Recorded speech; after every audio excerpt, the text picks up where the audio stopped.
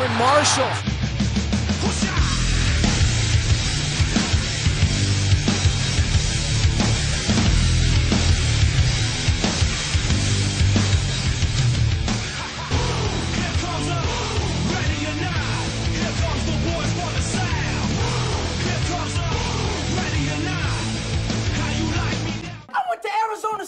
I'm a Sun Devil, man! Welcome into Sun Devil Sports Night. I'm your host, Louis Vertone. I'm standing inside the Carson Student Athlete Center, and about 600 miles away in Boulder, Colorado, your Sun Devils took care of business this past Thursday night, beating the Buffaloes 51-17. And Taylor Kelly continues to be the best thing out of Idaho since the potato, and we all know how good potatoes are. Let's get to the highlight. First quarter, still scoreless. Kelly finds Marion Grice on the screen. Sun Devils up 6. Again, special teams blunder hurts him, extra point blocked. Score stays 6-0. In the second, Buffs up 1. Kelly again finds freshman running back DJ Foster for the 34-yard touchdown.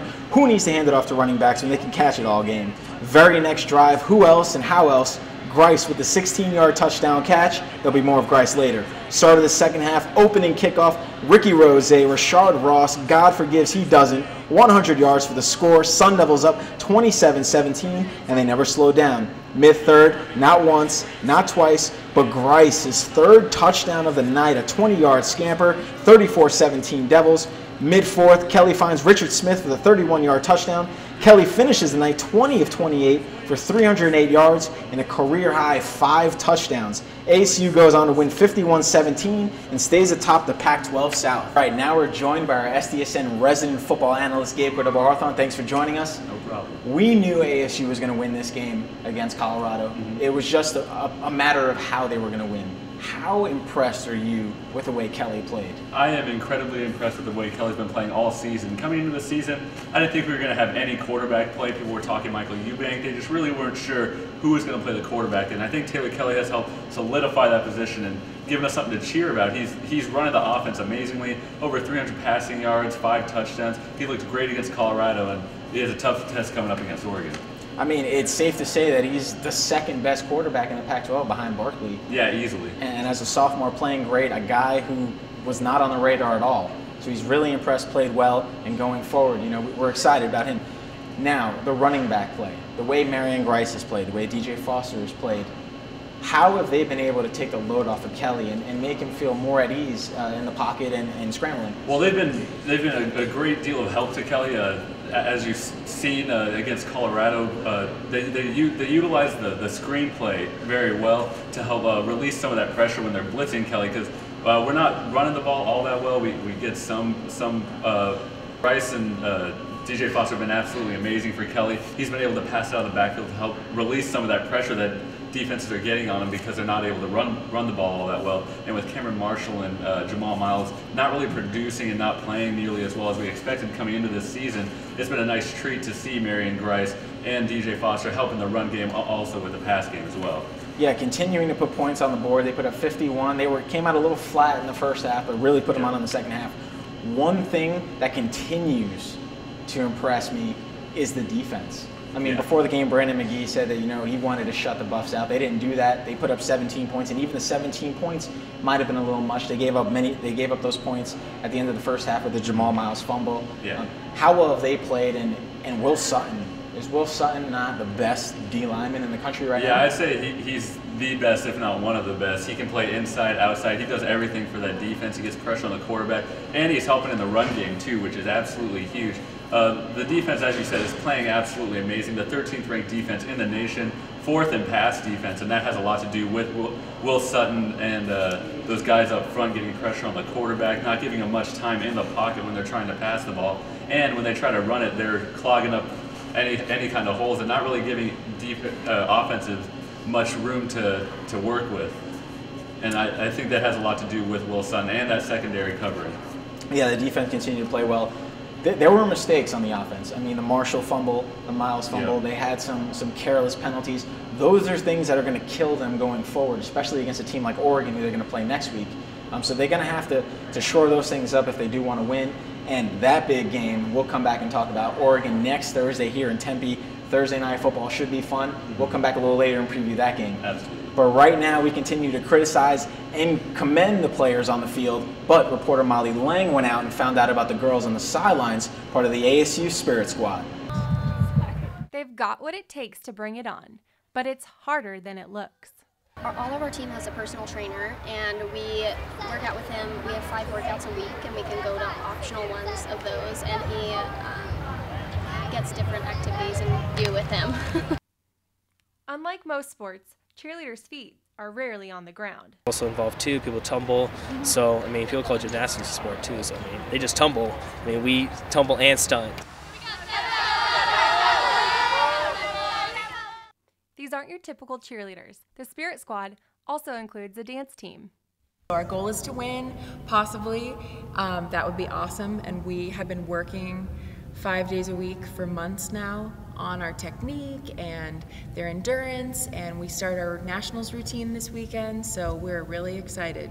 On and off the field, these athletes represent spirit, pride, and philanthropy of ASU. Congratulations to the Spirit Squad members that placed 3rd at the UDA College Nationals last season. We look forward to seeing what 2013 will bring. For Sun Devil Sports Night, I'm Molly Lang. How do we rise to the challenges before us?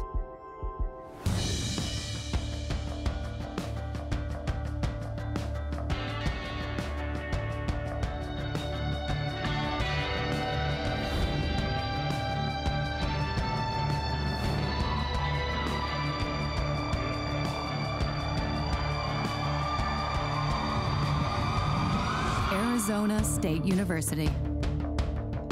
ASU has changed its mascot many times over the years. First, they were the Owls, then the Normals for the Tempe Normal School, and then changed over to the Bulldogs. But in 1946, the student body unanimously voted to change the team name to the Sun Devils, thus the birth of Sparky the Sun Devil. And the first person to don the Sparky getup was Dick Jacobs, and we have his story right here. Enjoy. My name is Dick Jacobs. I graduated from Arizona State College in 1953, and I was the first Sun Devil mascot. My main job as a Sun Devil mascot was to lead the football team out onto the football field. I tumbled on the football field, I rode a bicycle backwards, I climbed up on top of the goalpost and did handstands on the top where I had put some parallel bars. The most dangerous thing I ever did was diving off the top of the goalpost into the mattress held by 4 guys down below. The next thing I know, it was 2 o'clock in the morning, and I was up at this house party on top of Camelback Mountain. Had no idea how I even got there. The Sparky today, they do a remarkable job at getting the crowd involved, the handstand push-ups they do after the touchdowns. Excuse me for a moment, would you do that, please? Hey guys, a Sparky and the 70s Sparky. Good to see you guys. Come on in. People, let me tell you about my best friend. He's a warm-hearted person who loved me till the end. 1, 2, 3, away. My best friend. Yeah, he's my best friend. That's my Sun Devil story. What's yours? Oh, that was a great story. It's things like that that make me proud to be a Sun Devil. Well, I'm Julian Logan, and it's time for this week's ASU Roundup. It's been a great week to be a Sun Devil, and for the women's golf team, it's so far so good. Currently, they're ranked 4th in the nation, and last month they took home the team championship at the Dale McNamara Invitational. Junior Danielle Ordonez led the way, shooting a consecutive 3 under par, 2-13, staying under par for 3 straight rounds, finishing 2nd place overall in the tournament. The team will return to the course next weekend in the Stanford Intercollegiate in California. The men's golf team, they're not looking too bad themselves. The team finished 5th at the Pac-12 preview in Oregon earlier this week.